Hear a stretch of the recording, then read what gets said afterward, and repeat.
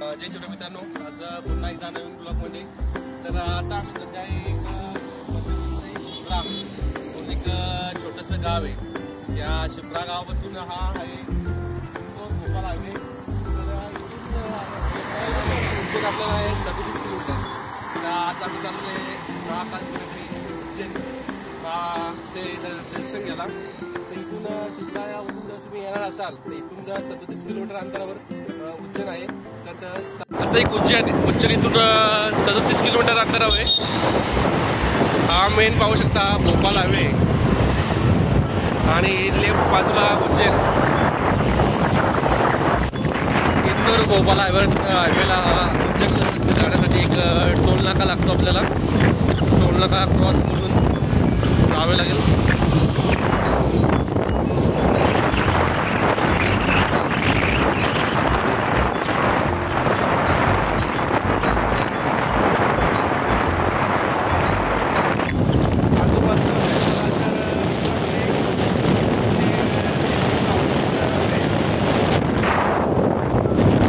रेल्वेचा ब्रिज लागलाय आम्हाला.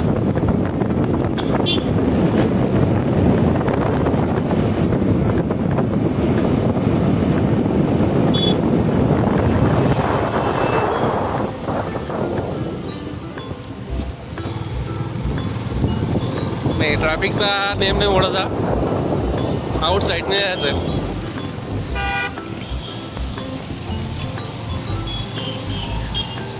हा कोणता नाका आहे? इंदोर नाका. इथून इंदोर 45 किलोमीटर आहे. आपण बोर्ड बघू शकता. आणि इथून आपण टर्न घेतलेला आहे आणि पुढं ब्रिज क्रॉस करून या ब्रिजपासून 3 किलोमीटर अंतरावर उज्जैन आहे.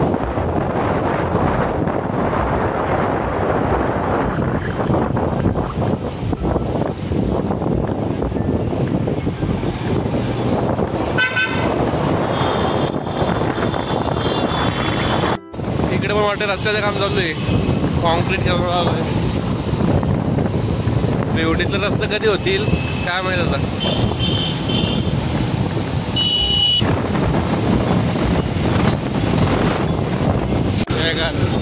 ब्रिजचं काम चालू वाटते. कोणती नदी आहे काय माहित आता.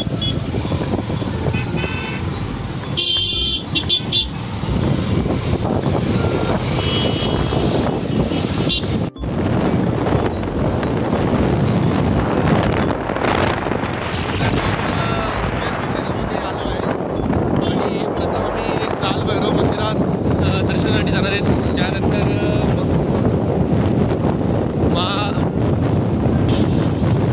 त्यानंतर महादेवाच्या दर्शनासाठी जाणार आहे. तर आता आम्ही चाललेलो आहे कालभैरव मंदिरात. हा उज्जैन शहर बघू शकता आपण.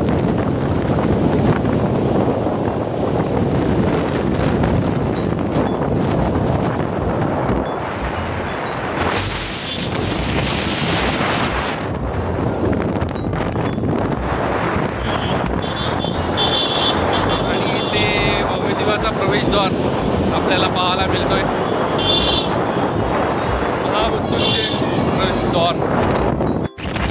सिटी बघायला येईल तर अतिशय सुंदर आणि स्वच्छ कचरा बघायला मिळत आहे आणि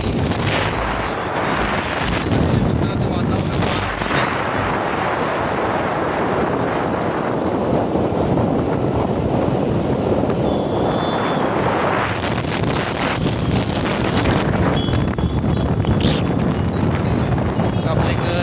स्मारक बघायला मिळतंय. आणि स्मारक कोणतं आहे?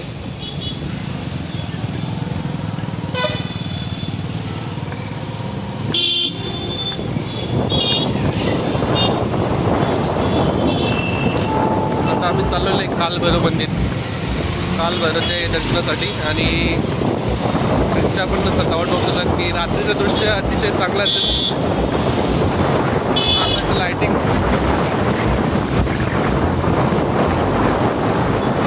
उज्जैनचा रेल्वे स्टेशन आहे. तर आपण डायरेक्ट ट्रेनने येत असेल तर उज्जैन स्टेशनवर उतरू शकता. सध्या आम्ही शिप्रा या गावाकडून आलेले. तर आपल्याला उज्जैन स्टेशन हा सोयीस्कर पडेल.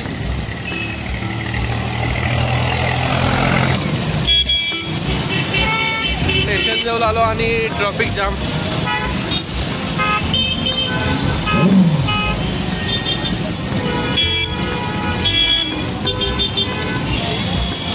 या ज्या अशा प्रकारच्या रिक्षा आहेत, इलेक्ट्रिक रिक्षा, या पूर्ण MP मध्ये आपल्याला पाहायला मिळतात.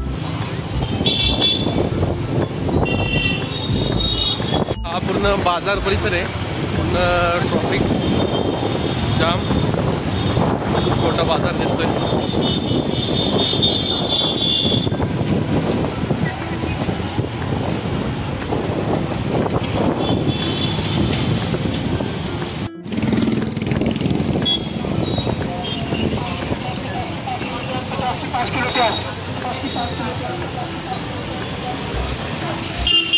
स्टेशन पासून 4-5 किलोमीटर अंतर पुढे आल्यानंतर बाजारातून असा एक चौक लागतो.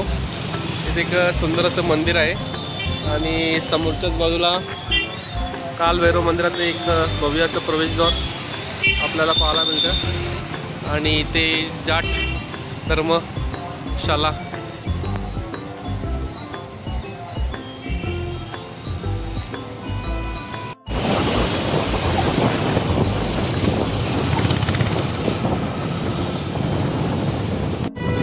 बघाल तिकडे सर्व छोटे छोटे मंदिरे आपल्याला पाहायला मिळतात. प्राचीन मंदिरे हनुमानाची, रामाची आपण पाहू शकता.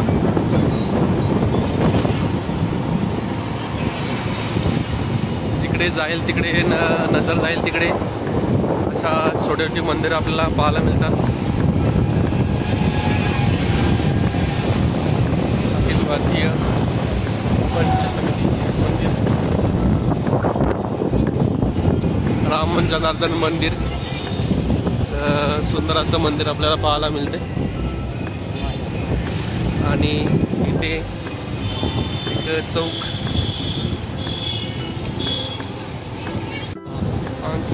आणखीन थोडं पुढं आल्यानंतर एक सुंदर मंदिर पाहायला मिळते. मंदिराचं काम वाटते चालू आहे, नक्षीकाम सुंदर. या आश्रमाबद्दल सांगायचं झालं की श्रीकृष्णांनी 65 ज्या विद्या शिकल्या होत्या त्या या आश्रमामध्ये महर्षी संदीपानी आश्रम.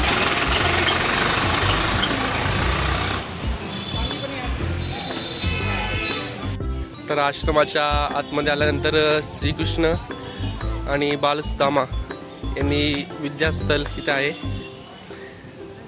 श्रीकृष्णांनी 65 विद्याचे इथे शिक्षण घेतलेलं आहे. आतमध्ये कॅमेरा मोबाईल अलाउड नाही आहे, तर व्हिडिओ बंद करावा लागले. समोरचा आजूबाजूचा परिसर आपण पाहू शकता. मंदिराच्या आजूबाजूचा परिसर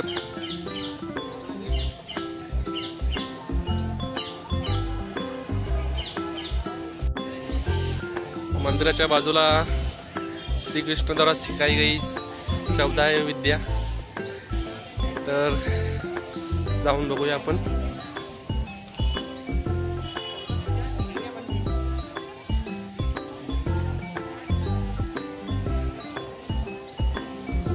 जय श्रीकृष्ण.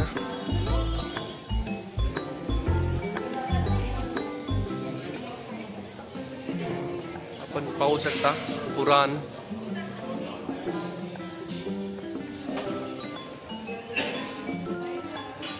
भीममासा, कल्प, निनुवर्त,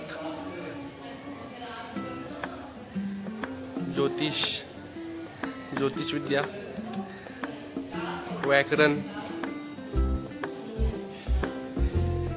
छंदशास्त्र, शिक्षा, आयुर्वेद प्रदान, संगीत प्रदान, यज्ञ प्रदान, अशा प्रकारे या 64 विद्यांचा अभ्यास श्रीकृष्णांनी इथे शिकवलेला आहे. आणि आपल्या या समाजामध्ये आपल्या हिंदू धर्मामध्ये या विद्यांचा आपण पालन करतोय। एक हॉल आहे।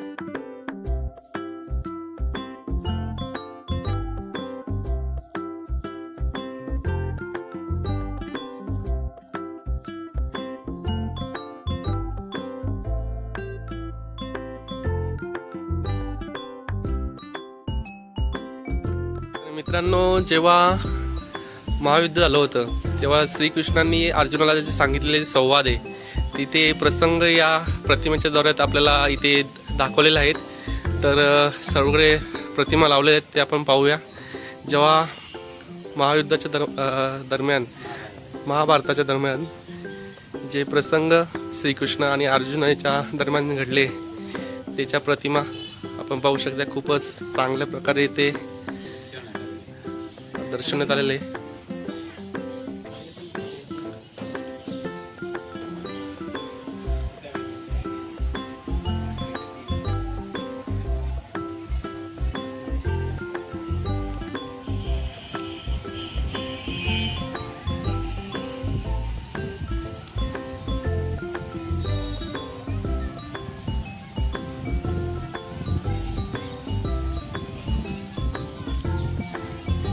आणि शेवटची प्रतिमा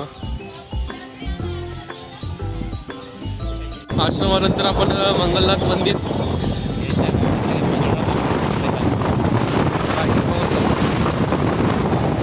आणि नदी लागते, छोटे छोटे घाट आहेत। मंगलनाथ मंदिर आपण पाहू शकता की आपण चाललेलो आहेत आलोय मंदिराकडे।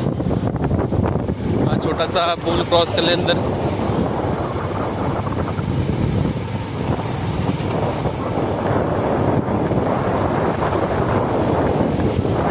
संध्याकाळ झालेली आहे आणि अजून आपल्याला उज्जैनला सुद्धा जायचं आहे। भिंत बघा, चीनची भिंत काय ते आहे वाटते श्रीकृष्ण कारागृह जेल एक सेंट्रल जेल आहे ओपन मध्य प्रदेशचा। पाहू शकता की जाम मोठा आहे वाटते।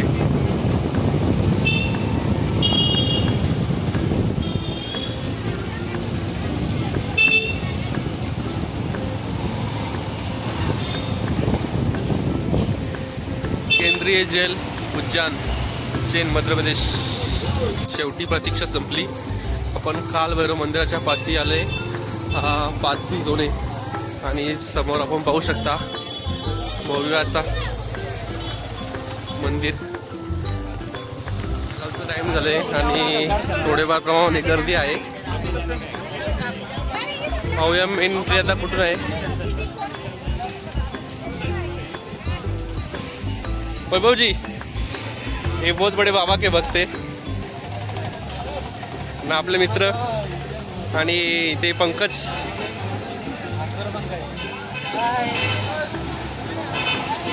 थोड्याफार प्रमाणे गर्दी आहे। बाजार आहे चालू। असं म्हटलं जातं की उज्जैनचे रक्षक हा कालभैरव आहे। प्रथम आपण कालभैरवचे दर्शन केल्यानंतरच उज्जैनला आपण दर्शन करू शकतो। आणि आता आम्ही चाललेलो आहे उज्जैनचे रक्षक म्हणून कालभैरवचे दर्शन करण्यासाठी।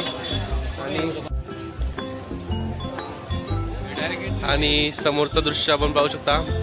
महाप्रवेशद्वारात आलेलं आहे श्री कालभैरव मंदिर प्रवेशद्वार भव्य असं।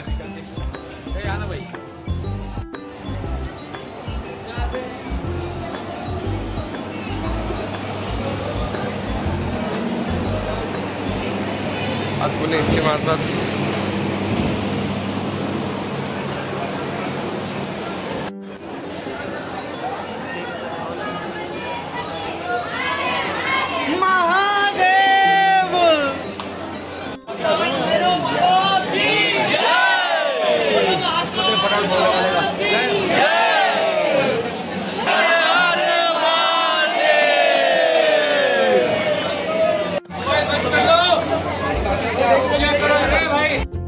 कालभैरवचे दर्शन घेऊन आता आम्ही चाललेले महाकालचे दर्शन घेण्यासाठी।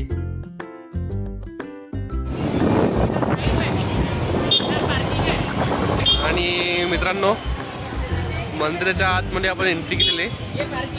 आगे भी है ना, आगे नाही का? वरच्या बाजूला आपण सगळी VIP पार्किंग इकडे 2 व्हीलर पार्किंग 4 व्हीलर पार्किंग आपण करू शकतो। पैसे किती आहेत माहीत नाही आता बघा। पार्किंगला लावली आणि इथं सुंदर असं कोरीगाव काही देखावे सादर केले आहेत।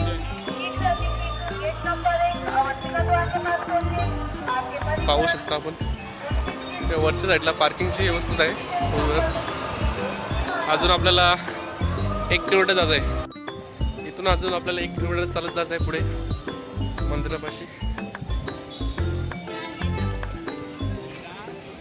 एंट्री मारल्यानंतर समोरच आपल्याला भारत माता मंदिर दिसतोय आणि त्या समोरच एक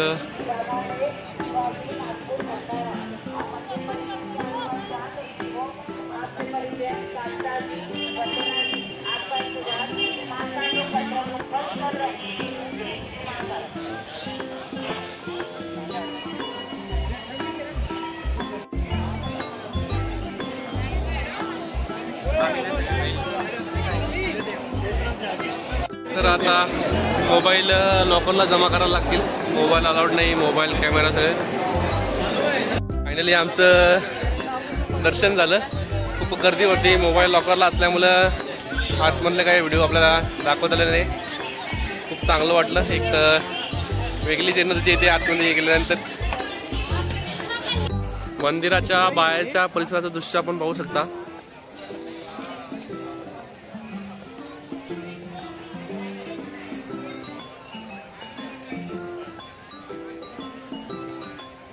बाजूलाच नदी आहे शिप्रा मैया।